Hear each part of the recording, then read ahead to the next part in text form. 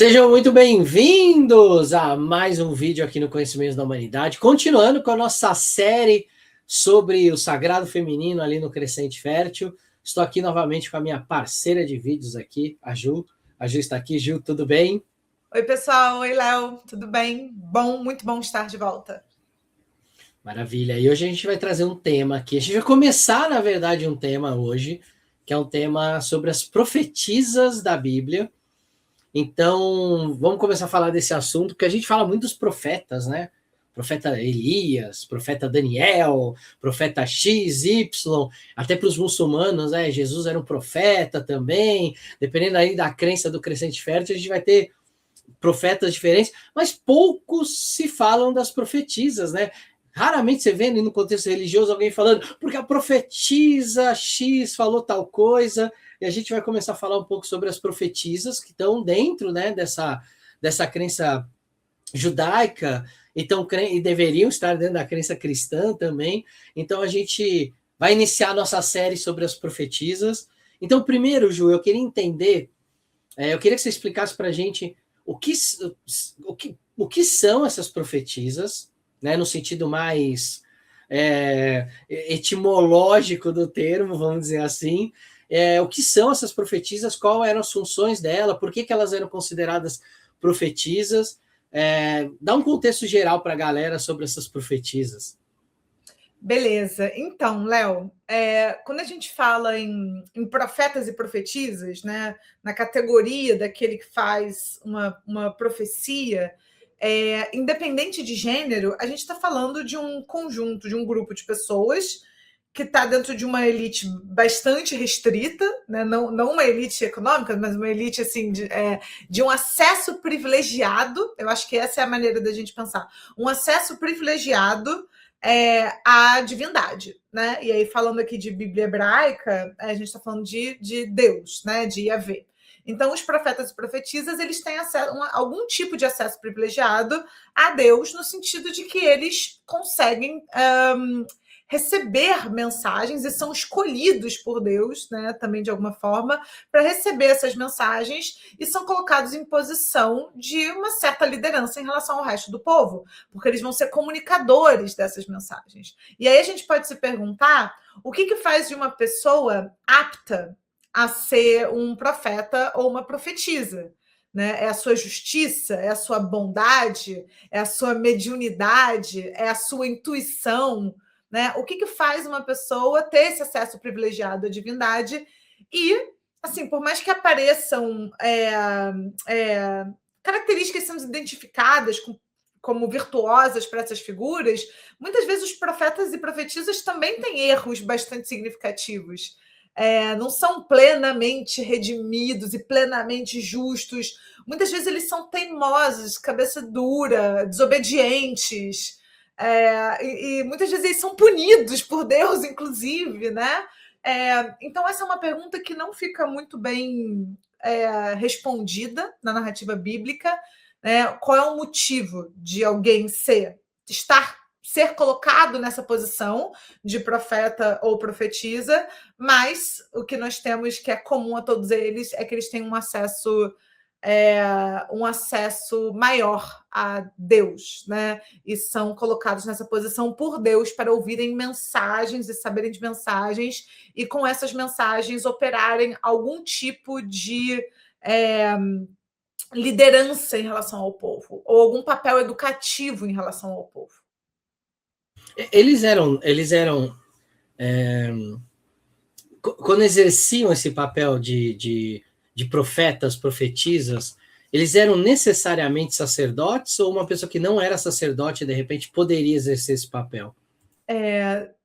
Isso é uma ótima pergunta, né? Aparece muito esse tipo de brincadeira no texto bíblico, né? Porque, por exemplo, a classe dos sacerdotes ela vai ser formada em determinado momento no texto bíblico.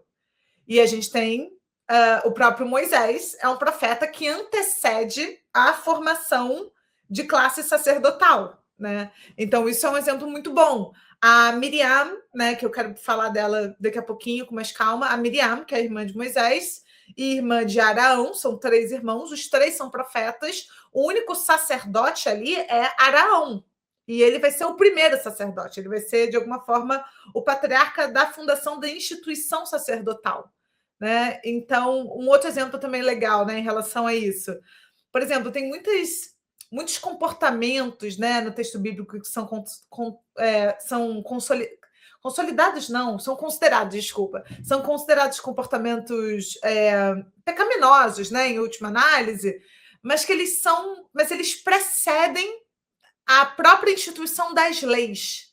Então, tem muito dessa brincadeira, porque a gente está falando de um texto que foi forjado no começo da história, né? A gente está falando no começo da história, mais ou menos ali, né? Meio na Antiguidade Clássica, mas assim, é um texto que está acompanhando a formação das instituições. Então tem muito esse tipo de crise, né? A gente tem uma profeta, mas ela não é uma sacerdotisa. Tem uma diferença entre profeta e sacerdotisa. A sacerdotisa ela está institucionalizada, né? Assim como o sacerdote está institucionalizado, ele faz parte de uma instituição, de uma classe sacerdotal.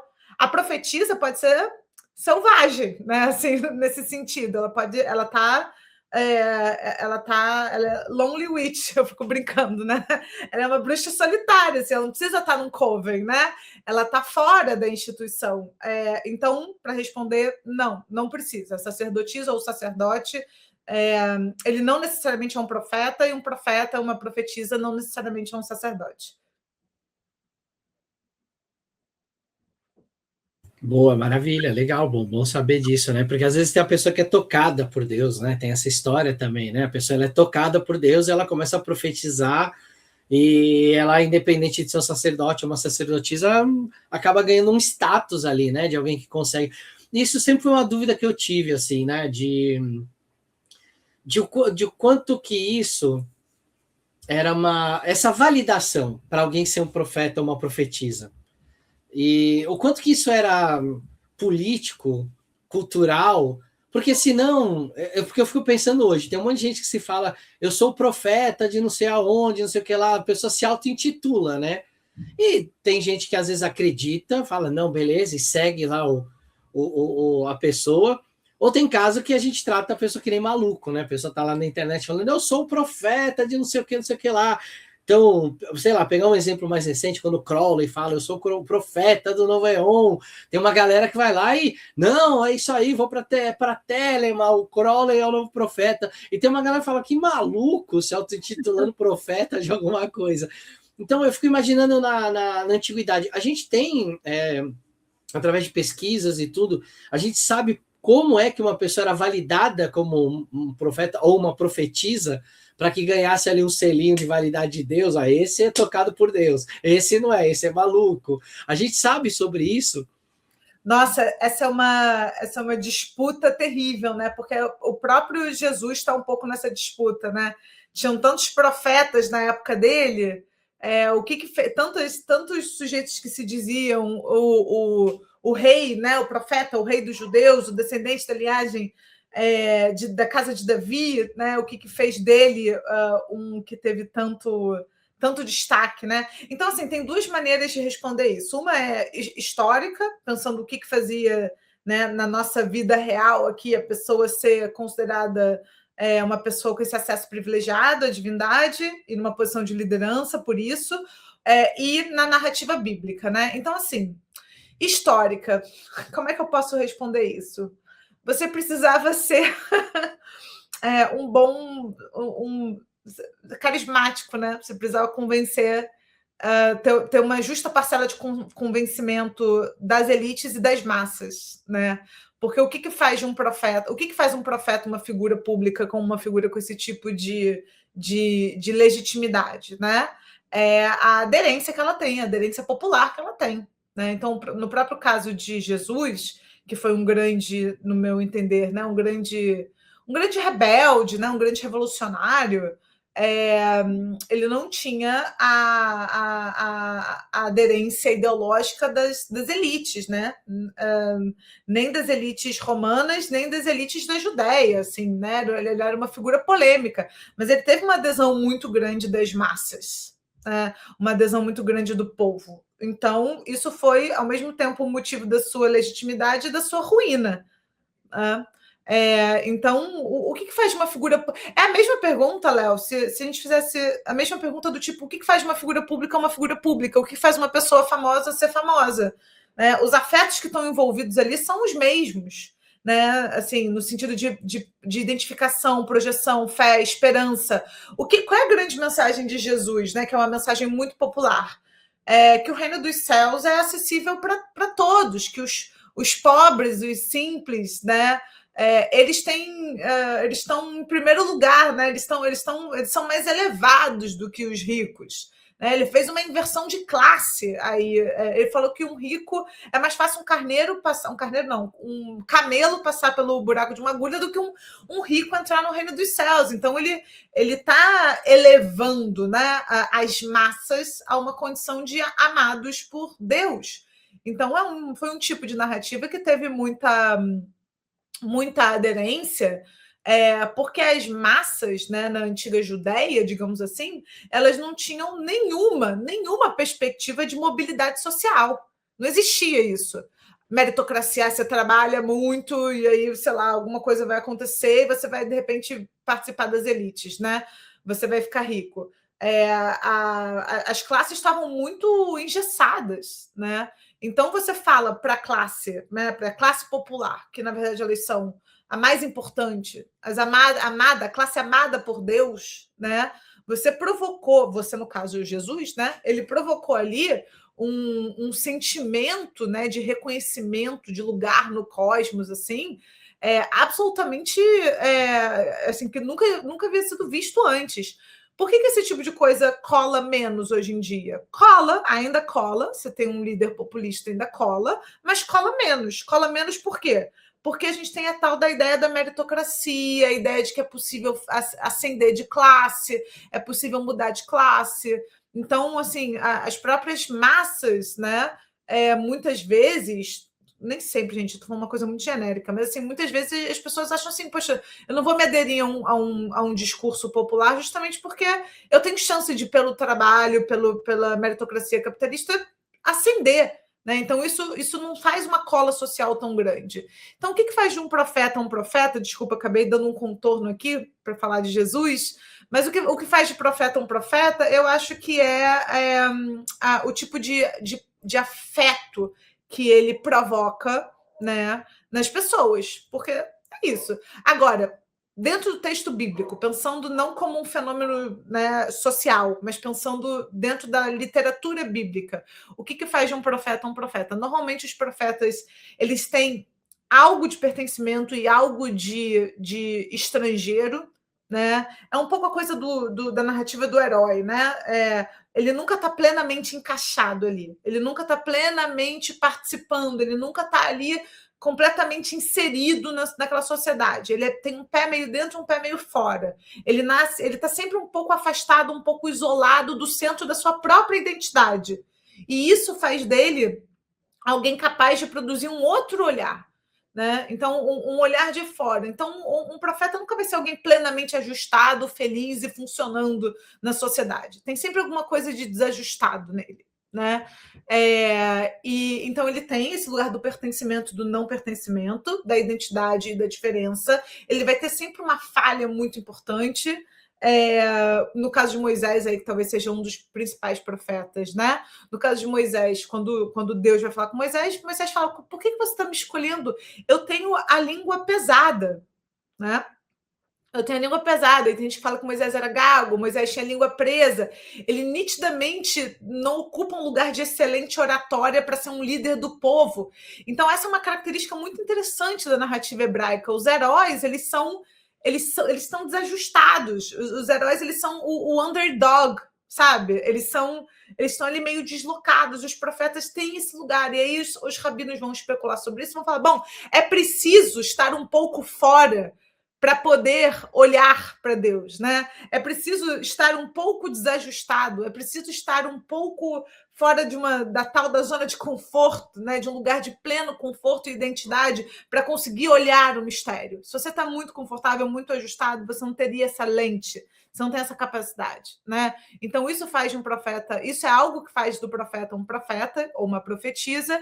E o quê? O profeta, quando vai ao povo com a mensagem de Deus, na literatura da Bíblia hebraica, normalmente ele vai ser recusado, normalmente ele vai ser quem o povo vai falar: quem é você que acha que você ele vai ser interpelado, ele vai ser questionado, sabe? Ele vai ser colocado numa posição de ter que se provar, de ter que provar o que ele está falando. Né? E aí acho que talvez um dos últimos elementos aí para completar a minha explicação, o que faz de um profeta, ele prova. Mas assim, ele prova, milagres acontecem em torno dele. Né? O mistério, o mágico se expressa através do profeta. Né? Então acho que é isso. Faz sentido, Léo?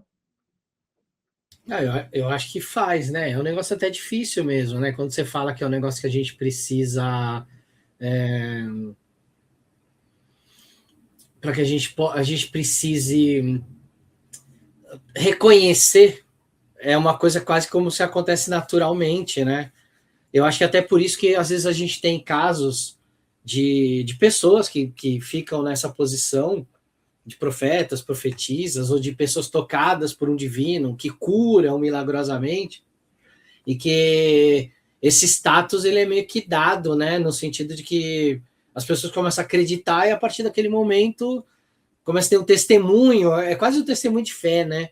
Olha, minha fé aqui ela foi validada, porque a fulana, o ciclano lá foram curados de uma doença incurável, ou falou que ia nascer um filho lá da pessoa que não ia poder mais ter mais filho e nasceu. E é meio louco isso, né? Porque essa coisa oracular, que os profetas são uma espécie de oráculo vivo, né? E que parece que esse divino, quase que quase um hierofante do tarô, né? Por onde o divino se manifesta, né? Essa ponte entre cima e embaixo. E aí, uma coisa que é pouco falada, a gente está falando de profetas no geral e tudo, mas uma coisa que é pouco falada são sobre as profetisas, né? Por que a gente tem esse, né, nos textos sagrados, né, falando sobre as profetisas, mas por que a gente ignora tanto as profetisas quando a gente está falando de profetas, né? Acaba generalizando para o masculino. Claro, a gente sabe que tem um patriarcado e tudo, mas por que elas foram colocadas meio de lado ali? Elas foram menos importantes? As profecias delas não eram tão grandiosas? O que foi ali que não... Por que o marketing delas não deu tão certo? Olha, fizeram uma edição recentemente, né? Mais ou menos recentemente. Fizeram uma edição dos 5 livros de Moisés, né? O Pentateuco, os 5 livros da lei, e fizeram uma edição chamada Os 5 Livros de Miriam. E eu amei, eu comprei, e eu amei porque mostra que muita coisa está no esforço editorial. Né? O texto bíblico, se você muita coisa que está no esforço editorial e está na tradução. Né? Então, assim, tem várias passagens do texto bíblico que, se você lê no original, se você lê no hebraico, elas estão muito diferentes das traduções que são feitas. E fica muito nítido que a tradução, às vezes, tem um viés ideológico. Ideológico, gente. Fala, ok, ideológico, né? Um viés ideológico. Então, por exemplo, ali no comecinho do Gênesis vai ter toda uma disputa na tradição rabínica falando que Deus é homem e mulher. Deus é homem e mulher ao mesmo tempo, e que a primeira criatura, que foi Adão, uma criatura feita da terra, ela é uma criatura, né, o ser humano, na sua primeira versão, ele seria homem e mulher ao mesmo tempo. A gente já falou sobre isso em alguma das nossas lives, né? E que a palavra que é usada para falar de costela, na verdade, é lado. Então, assim, tem todo um esforço, né, de tradução e um esforço editorial que, como você falou muito bem, ele vai operar segundo os interesses do patriarcado. Simples assim. Né? Gente, é isso, né? Eu acho que todos os textos eles são datados, todos os textos eles vão expressar ali algo do espírito dos seus tempos, e eu não tenho nenhum interesse em redimir um texto completamente. Não tenho nenhum interesse. Contudo, eu acho sim que seria possível produzir uma outra Bíblia hebraica em cima do mesmo texto original, completamente diferente das que a gente tem. Né? Então, por exemplo, é muito comum a gente ver no texto bíblico certas separaçõezinhas, assim, tipo subtítulos ao longo do texto, e aí fica assim, o ciclo dos patriarcas, a história dos patriarcas, não, a história de não sei quem, a história de Abraão, a história de sei lá quem. Só que aí você vê lá, e é a história de Abraão e Sará, a história de Isaac e Rivka, Rebeca, a história de Jacó e Leá e Raquel, né? E Raquel e Lia. A história, a gente vê que a história não é só a história dos patriarcas, né? É a história das matriarcas, a história das profetisas. As figuras femininas, elas estão ali e muitas vezes ocupando lugares muitíssimo importantes. Então, eu acho sim que nós temos a questão das lentes do patriarcado, né? E a gente tem que fazer o esforço, assim como talvez a cultura antiga não tenha valorizado tanto as mulheres, não as ignorou, porque elas estão ali registradas no texto bíblico, muitas vezes em posições fundamentais. Então, acho que a gente precisa fazer um esforço de valorizar essas posições e a gente tem que revisitar os textos. A gente tem que revisitar os textos e a gente tem que ter mulheres na academia, mulheres tradutoras, mulheres rabinas, mulheres discutindo a história das religiões, para investir essas posições. A gente não tem uma história gigante de comentário rabínico e comentário religioso sobre as narrativas bíblicas. A gente tem que ter uma história gigante de mulheres fazendo esses comentários, entendem? E fazendo esses comentários, tendo acesso aos textos originais, tendo acesso à história dos lugares que produziram, das culturas que produziram esses textos, fazendo as críticas que precisam ser feitas, né? Então, se a gente fizer isso, a gente pode pegar essas personagens que estão ali, né? E abrir um mundo de reflexões sobre elas. E aí, só para terminar essa parte, Léo, assim, eu não trabalho com esses textos como revelação, né? Minha relação com esses textos não é uma relação religiosa, eu já falei isso em outros momentos, mas é sempre bom lembrar. Então, quando a gente não trabalha com esses textos como revelação, esses textos eles se prestam, né, a uma flexibilidade muito maior e muito mais interessante na minha perspectiva, para a minha leitura, né? Então não tem a questão da rigidez da palavra. O texto ele vira uma hermenêutica, o texto ele vira um exercício, e o texto, uma vez que ele ganha essa flexibilidade, ele pode ser reinterpretado de novo e de novo e de novo. Ele se presta a fazer sentido para cada geração. Porque se a gente trabalhar com o texto de uma maneira fixa, ele só vai fazer sentido para as pessoas do passado ou as pessoas que gostariam de viver como as pessoas num passado patriarcal, super violento viviam, né? Agora, se a gente aborda esses textos com a abertura que eles permitem, né? Figuras como Miriam, Ruth, Tzipora, Sarai, Agar, Rivka, Raquel, Lia, todas elas viram as heroínas das suas próprias histórias. Né? A gente pode fazer... A Margaret Atwood, ela fez uma coisa que eu amei. Ela escreveu um livro chamado A Odisseia de Penélope. Né? Então, a Odisseia é esse poema épico, né, do Homero, falando sobre as viagens, a aventura de Odisseu. Né? E aí a Margaret Atwood escreveu a Odisseia a partir da perspectiva da Penélope, né, da esposa de Odisseu. E a gente vê como essa personagem, ela tá lá, ela é uma personagem que existe na Odisseia de Odisseu, só que contar a história a partir das lentes dela é uma outra história. E é uma história muito interessante, é uma história que merece ser contada. Então, nesse sentido, sim, temos a lente, a edição e a tradução do patriarcado e dos interesses ideológicos da manutenção da cultura patriarcal. Para além disso, temos essas mulheres sendo mulheres interessadas em fazer esse tipo de trabalho, sendo investidos e se investindo cada vez mais na posição de críticos, né, de leitores, de tradutores, de, como eu falei, rabinas e sacerdotisas e, enfim, entrando nos espaços de poder que o mundo patriarcal protegeu o máximo que pôde da entrada das mulheres, mas agora já foi, já era. Agora vai ser outra coisa. E aí você falou de Miriam aí, uma das profetisas que você trouxe, né? E a gente estava conversando aqui um pouco antes de dar uma aprofundada nela, em quem ela é, qual é a importância dela. Acho que a gente podia começar por ela, como a primeira profetisa que a gente vai abordar. Quem era de onde veio, do que se alimentava. Hoje no Globo Repórter aqui, vamos falar um pouco sobre ela e qual a importância dela, o que ela trouxe de diferente ali enquanto papel de profetisa. Vamos lá, falar um pouco dela, talvez seja bom para a gente abrir esse caminho para as profetisas aqui nas aulas. Perfeito, vamos começar pelo começo, pela primeira, talvez uma das minhas favoritas, que é a Miriam. Bom, muito rapidamente, né, para dar contexto para vocês, a Miriam, ela era irmã mais velha de Moisés, né, de Moshe, que é o protagonista, o libertador, né, dos hebreus no livro do Êxodos, né, no contexto da história que começa ali no Êxodos, que vai falar sobre a escravidão dos hebreus no Egito e toda aquela história, as 10 pragas no Egito, enfim. Imagino que vocês estejam minimamente familiarizados. Eu acho que essa é uma das passagens bíblicas que foi mais adaptada para o audiovisual, né? Algo que entrou um pouco na cultura pop. Eu tenho essa impressão. Me digam aí se vocês conhecem essa história, mas eu tenho essa impressão. Não sei se você tem, Léo.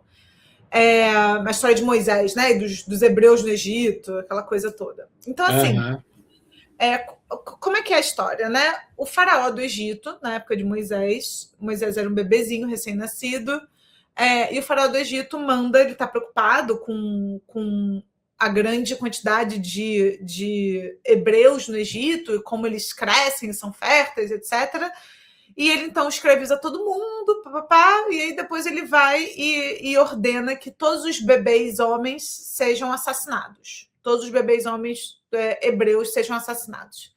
E aí a mãe de Moisés, tentando salvar a vida do seu filhinho recém-nascido, coloca o Moisés numa cestinha e coloca ele no rio Nilo, né?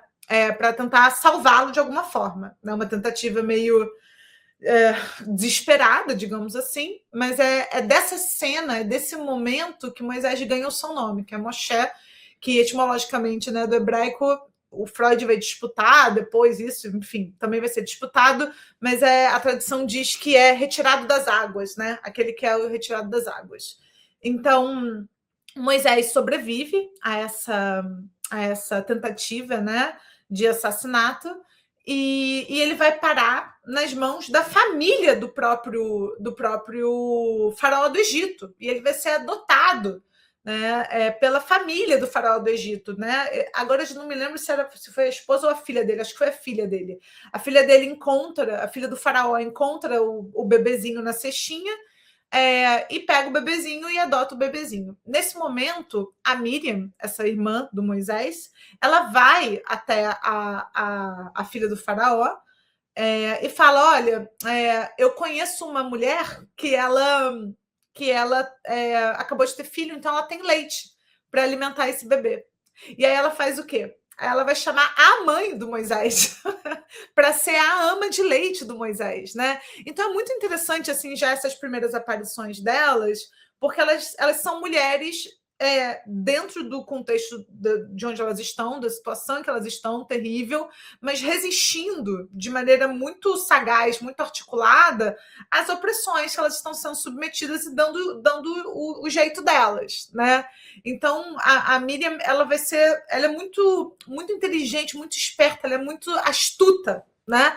Ela é muito astuta e ela dá um jeito da mãe dela e a mãe do seu irmãozinho ser a ama de leite do Moisés para que eles possam ter algum tempo juntos, né? Isso tem um papel curioso, né? Isso tem um papel assim de ser a cola, né, no meio dessa destruição, de conseguir dar um jeito de fazer com que aquela mãe e aquela criança ainda tenham algum convívio no meio dessa destruição, e a gente é apresentada a essa figura nesse lugar, né? Ela sendo esperta e dando um jeito de fazer o irmão conviver com a mãe e salvando, junto com a mãe, salvando a vida do irmão dela, que vai crescer para ser o libertador dos hebreus e para ser o primeiro grande profeta, né? O que vai ter uma relação super próxima com Deus e é uma figura fundamental na tradição judaica, né? O Moisés, tanto que a gente fala os livros de Moisés, né? A tradição diz que Moisés que escreveu a Bíblia hebraica. Claro que isso, né? Isso é uma Isso não é verdade histórica, né? Isso é algo do horizonte da tradição. Mas, enfim, então, voltando a Miriam, ela vai reaparecer na história. Léo, se você quiser perguntar alguma coisa, fala, tá? Que eu entrei aqui no modo falando. Não, manda bala, manda bala, manda bala. Vamos explicar. Eu não quero Beleza. quebrar seu raciocínio. Beleza, beleza. Mas a Miriam, ela vai reaparecer. Então Moisés vai crescer, ele vai crescer como um príncipe do Egito. Tem um desenho maravilhoso, vejam um desenho do príncipe do Egito. Ele vai crescer como um príncipe do Egito, e em determinado momento ele vai descobrir que, na verdade, ele é um hebreu, e aí ele vai matar um egípcio que estava batendo num hebreu, num senhor, num idoso, e ele vai fugir para o deserto, porque ele vai ser jurado de morte pelo faraó, e ele vai fugir para o deserto, ele foge, lá ele encontra Tsipora, que é Séfora, né? Que é uma midianita, né? Ela pertence a um povo nômade do deserto, e o pai dela é o Jetro, figuras muito interessantes assim, né? Desses povos nomádicos que vivem no deserto. Ele vai se casar, Moisés vai se casar com Tsipora, que vai se transformar em uma das matriarcas, né? É muito interessante isso, né? Essa mistura desses povos nomádicos com os hebreus, né? Então eles vão se casar e o Moisés vai viver lá no deserto com eles por um tempo, até que a gente tem aquela famosa passagem da ovelha desgarrada, né? A ovelha desgarrada do rebanho, que vira até um saber popular.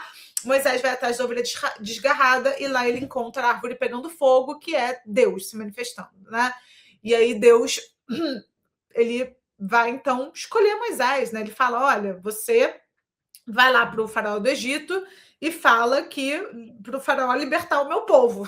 E Moisés fala, quem sou eu, né? Os hebreus não me reconhecem como hebreu, porque eu cresci entre os egípcios, e os egípcios não me reconhecem como egípcio, porque eu sou hebreu, eu tenho a língua pesada, eu vivo aqui no deserto, né? Quem sou eu para ser o libertador desse povo, né? E aí Deus dá um safanão nele, né? Maravilhoso, fala, olha só, não fui eu que fiz o surdo, o mudo, o cego e o que vê, tipo assim, eu sou Deus, vai lá, né? E aí Moisés se convence, mas Deus, ele permite, então, para ajudar Moisés, que os irmãos de Moisés os ajudem nessa jornada. E aí nós temos o retorno dos irmãos de Moisés para essa história, que é Araão e Miriam, né? Araão, ele vai dar origem à classe dos sacerdotes, ele vai fundar a instituição do sacerdócio, né, para o povo de Israel, e Miriam vai ter um papel bastante específico. Vejam só, Miriam, ela tem uma posição, pensando aqui nas posições das mulheres, né, na cultura judaica antiga, ela tem uma posição bastante marginal também. Por quê? Porque as mulheres, elas eram entendidas ali, né, os papéis sociais delas eram normalmente como mães ou esposas, né? A mulher, ela tinha a função social de ser mãe de alguém ou esposa de alguém. E é assim que as mulheres comumente são apresentadas.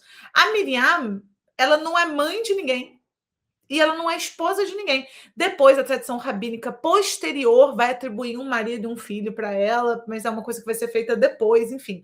Mas naquele momento, ela não é mãe de ninguém e esposa de ninguém. Isso não está no texto bíblico, né? Ela está numa posição que é uma posição meio sem posição. É uma posição meio liminar, marginal. Ela é apenas irmã. E ser irmã tem um estatuto na cola social meio esquisito, assim, meio sem lugar.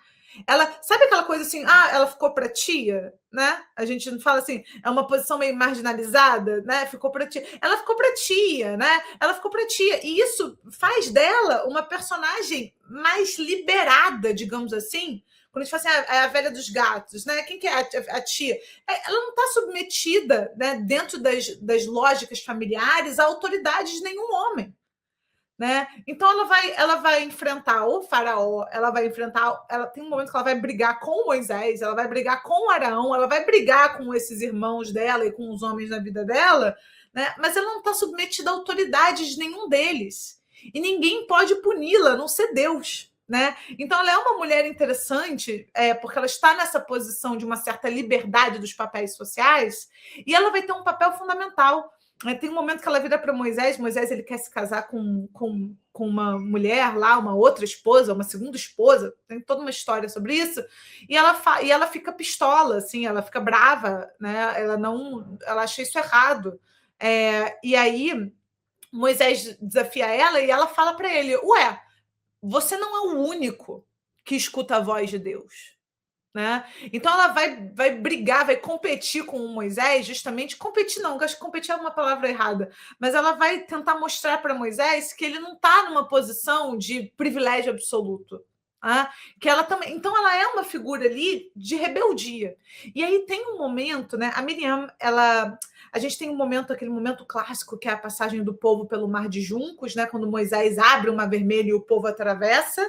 E a gente tem 40 anos, né, de andança pelo deserto, e logo depois que o povo atravessa, ela puxa o tamborim, né, e ela puxa o povo para um momento de canto e dança, que é um momento fundamental, assim, né, ali no Êxodos, que é o finalzinho, eu acho que é o último trecho do Êxodo, agora não tenho certeza, mas é bem ali no finalzinho que eles estão celebrando que finalmente eles são livres. Finalmente eles são um povo livre, né?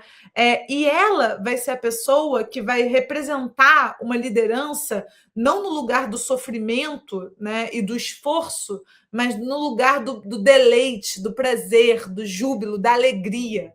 Né? Ela vai fazer com que todo mundo cante e dance. Isso é muito importante, porque na apocalíptica judaica, né, se diz que quando o Messias vier, e quando tiver esse momento final, nenhum sacrifício mais, nenhum tipo de oferta vai precisar ser feita para Deus, a não ser o canto e a dança, né? A não ser esse momento de alegria. Né? E quando ela vai passando, depois disso, né, que ela continua a trajetória dela pelo deserto com o povo, a gente chama, quem estuda mitologia e tal, né, tem um termo que eu gosto muito, que a gente coloca a Miriam nessa categoria, que ela é uma princesa das águas. Né? Ela entraria nessa categoria de princesa das águas. Por quê? Tem gente que chama de outra maga das águas, pode ser também, né? Mas ela entra num certo arquétipo, digamos assim, mitológico, que ela é uma figura que, enquanto o povo está no deserto, né, enquanto eles têm Miriam, enquanto ela está lá com eles, a água brota do deserto. Né? Isso faz dela, ainda que não seja mãe nem esposa, ela é uma figura de fertilidade, né? Ela é uma figura de fertilidade, mas é uma fertilidade que não está subjugada dentro de um contexto patriarcal à dominância patriarcal. Ela é livre para dançar, ela é livre para cantar, e a fertilidade que ela expressa vem pela água e não pela reprodução exatamente, né? Então a gente tem essa água que brota no deserto para nutrir o povo, para hidratar o povo, né? E o deserto é o lugar da secura, né? O lugar do exílio. E ela representa a água e a dança e o canto, né? E o contato com Deus e o desafio a esse masculino, né? Muito interessante. E quando ela morre, tem dois momentos curiosos, né? Tem um momento em que ela briga com Moisés e aí Deus pune ela, dá uma doença de pele para ela, e aí ela vai ser exilada da congregação, e aí o povo vai falar que o povo não se mexe enquanto ela não volta.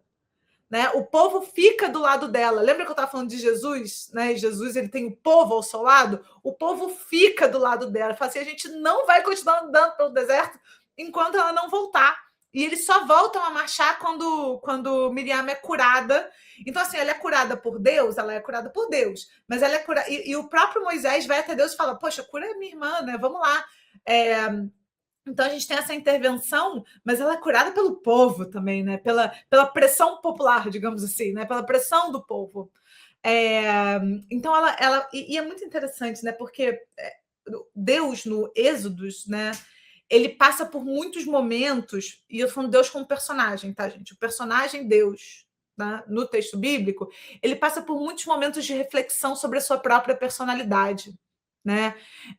Ele vai mudando de ideia, né? Ele vai sendo convencido de que talvez ele seja esquentado demais, né? Reativo demais, e que ele precisa ter mais calma e mais paciência. Moisés vai persuadir o tempo inteiro. Tem um momento que Moisés fala assim: olha só, ou você perdoa o povo, ou eu não sou mais o seu profeta. Ou eu não vou fazer mais nada. Porque, assim, temos que ter um limite, e Deus fala, não, tudo bem, concordo, mas eu não vou andar mais entre o povo, porque eu não tenho paciência. Eu não tenho paciência, porque se eu andar entre o povo, eu vou destruir o povo, vou matar todo mundo.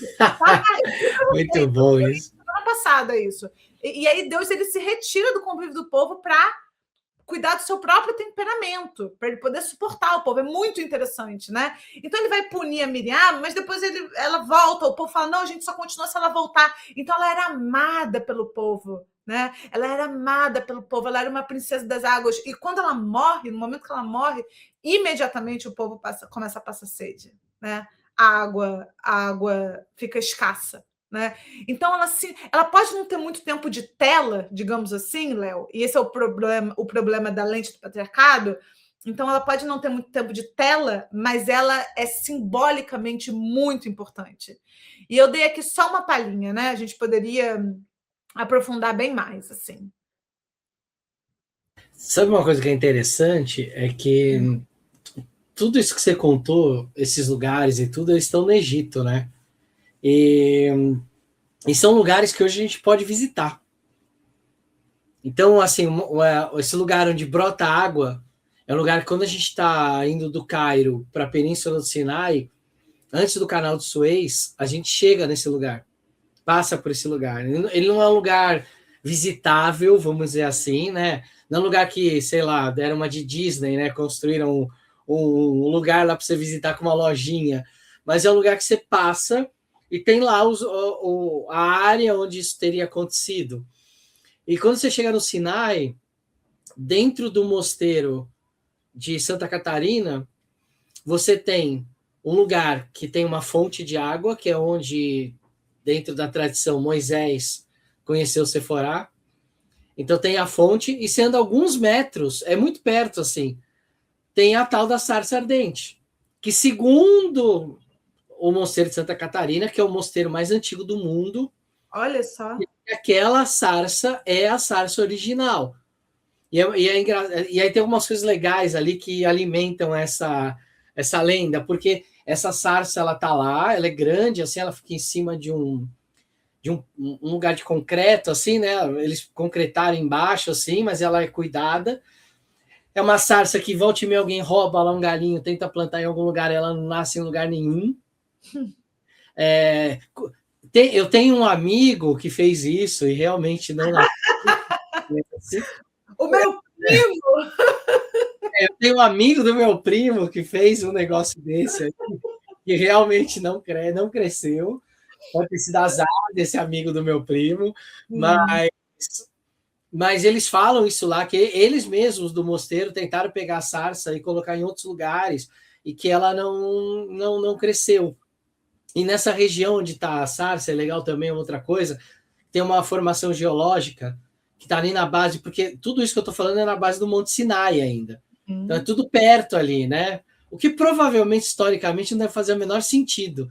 Porque Moisés não devia estar vivendo no pé do Monte Sinai para ter que sair de lá por causa da sarça. Aí volta, e quando ele volta, ele resolve subir o Monte Sinai, que é o lugar onde ele já vive. Sei lá, é meio estranho, assim, porque são várias montanhas ali na região, enfim. Mas pode ser que seja verdade. Aí a questão é que tem uma formação geológica lá, que são umas pedras, um tipo de rocha que tem na região, que se você quebra, dentro dela parece que tem a sarça.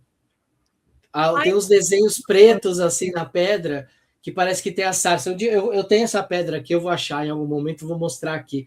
Mas é legal de ver, né, toda essa história que você está contando, quando a gente pega ali e viaja nesse pedaço da Península do Sinai, que é ali no norte da península, esses lugares existem, né? Eles são reais, pelo menos para quem está lá, eles são reais mesmo. E aí eu subi o Monte Sinai já 2 vezes, né? Tem uma grutinha lá em cima que dizem que é onde Moisés dormia para se proteger do relento. Então, é legal de ver essa história, ver esses personagens, ver o lugar onde Miriam foi lá e fez a água brotar, onde Séfora estava pegando água e Moisés chegou. E uma coisa muito legal, né? A gente está pegando toda essa história de Moisés com essa relação com conhecer Seforá uma fonte de água.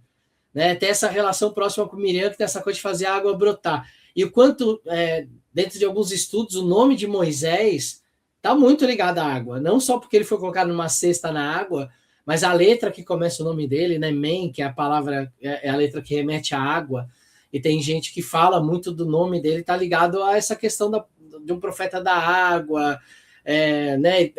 Eu gosto muito dessas correlações, porque a gente acaba indo longe na história, na hermenêutica do estudo religioso, né? Perfeito. O Moshe é tirado da água, né? A letra, né? O Men é a letra da palavra água, que é Maim, né? Então, o próprio Moisés também tem essa história de bater na pedra e sair água, né? Ele também seria um príncipe das águas, sim, né? A gente está falando de uma família, né, que está completamente envolvida nesse universo simbólico da água e da fertilidade, né? Qual que é a promessa de Deus para esse pessoal, para essa geração? Né? Vocês vão para uma terra fértil, eu vou tirar vocês do deserto e da escravidão, né, para colocar vocês numa terra fértil. Né? Então, eles são as águas do deserto, literalmente, né? Eles vão representar isso. Para quem gosta de estudar esse tipo de simbolismo, vou indicar dois livros aqui rapidinho, que não vai falar exatamente da relação bíblica, mas sobre a questão desses simbolismos relacionados aos elementos. Um é o livro Água, do Bachelard, para quem se interessar, um livretinho, assim, ele tem um para cada elemento, muito legal, e um livrão, que é um livrão, assim, tem que soar um pouco a camisa para ler, mas fundamental, muito bom, que eu não lembro se as bases antropológicas do imaginário ou a estrutura antropológica do imaginário do Gilbert Durand. Né? Então, para quem se interessa por fazer uma leitura das narrativas sagradas, míticas, religiosas, a partir dos elementos, e aí a gente podia até falar de magia elementar, né? Dentro dessa conversa, eu recomendo essas leituras. Mas Léo, é isso, né? Se a gente for pensar os lugares, a geografia dos lugares, assim, geografia dos lugares ficou um pouco redundante, mas tudo bem. Mas fica meio esquisito mesmo, porque assim, a trajetória do Egito para Israel não levaria 40 anos nunca, entendeu? Nunca, nem se as pessoas fossem engatinhando. Assim, se as pessoas fossem se arrastando, não levaria 40 anos. Faz o menor sentido Moisés estar no Sinai, ele voltar para o Sinai, e aí ficar mais tanto tempo para chegar em Israel, e Moisés não chega a entrar em Israel, ele morre fora de Israel. Então, assim, nada disso faz o menor sentido em termos de história, porque, de novo, gente, não estamos falando sobre história, estamos falando sobre uma literatura simbólica, né? Não estou tratando esse texto como uma revelação da realidade. 40 anos não fica nunca. E aí, enfim, uma explicação que a gente pode dar é a seguinte: que é uma explicação que se dá na tradição, né? Aquela geração que saiu do Egito era uma geração de escravizados, né? E para entrar em Israel era necessário que fosse uma geração de pessoas livres. Então, esses 40 anos foram 40 anos assim, de rolê, dando volta, para que uma geração de pessoas do povo livre pudesse nascer, crescer, para poder entrar na terra prometida, essa terra fértil, essa terra de leite e mel, né? E água, como a gente está vendo. E é muito interessante, porque a própria geografia, né, de Israel é muito louca, né? Porque a gente tem ali metade de Israel é deserto e a outra metade é floresta, assim, né? Não é floresta que nem a nossa, floresta tropical, mas é aquela floresta parecida com ali fazendo fronteira com a Síria, né? Aquela natureza belíssima, assim, né? Então a gente tem essas duas estéticas, né? E esses dois afetos, né? A fertilidade e a aridez. E o que isso significa. Mas realmente, Léo, não faz muito sentido, né? Assim, coerência histórica, mas narrativa e simbólica, acho que faz muito.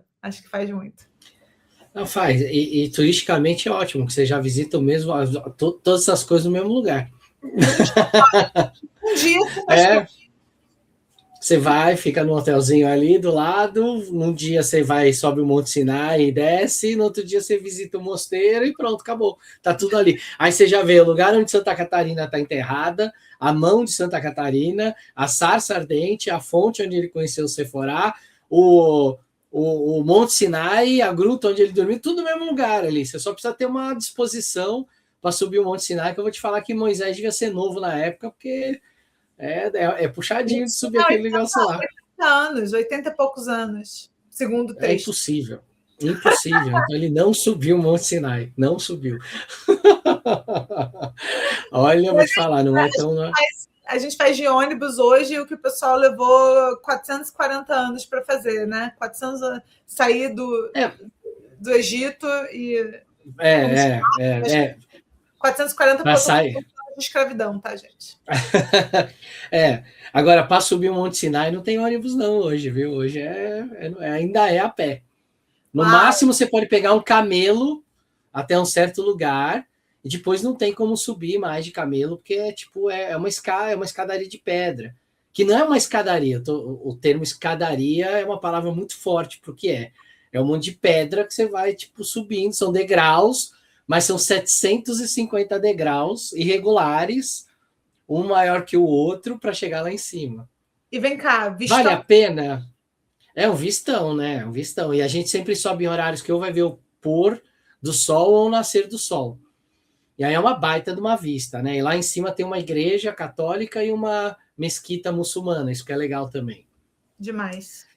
E aí tem, enfim, é legal o vistão. Toda vez que eu subo, eu falo que eu nunca mais vou subir, né? Isso, toda vez, subi 2 vezes. Aí na segunda vez eu falei, o pessoal ficou, não, você tem que subir. Aí eu subi de novo, cheguei lá em cima e falei, nunca mais subo. Mas se eu voltar lá uma vez, talvez eu suba de novo. Eu vou com você na próxima, Léo.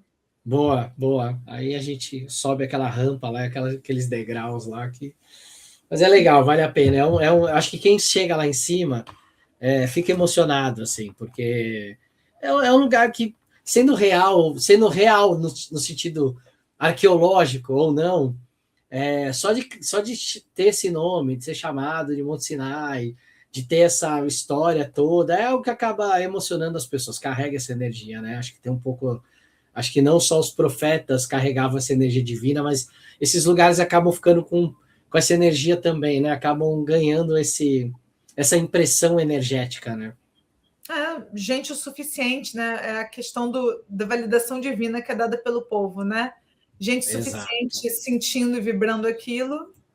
Pronto. Temos aí a revelação do Monte Sinai. É isso. E aí, mais alguma coisa que a gente pode falar de Miriam? Ou vamos guardar para falar agora nos próximos vídeos das sacerdotisas? Não, vamos adiante. Vamos falar nos próximos, que eu quero falar um monte de coisa, mas preciso de mais tempo para constelar essa história.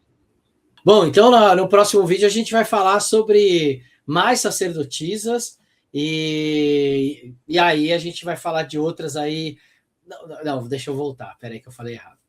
Sacerdotisas e Bom, então isso, Bom, então no próximo vídeo a gente vai continuar falando das profetisas / sacerdotisas. Vamos falar sobre essas mulheres aí que aparecem também no texto bíblico, continuando aí a nossa série sobre o sagrado feminino dentro dos textos judaicos, cristãos, enfim, né?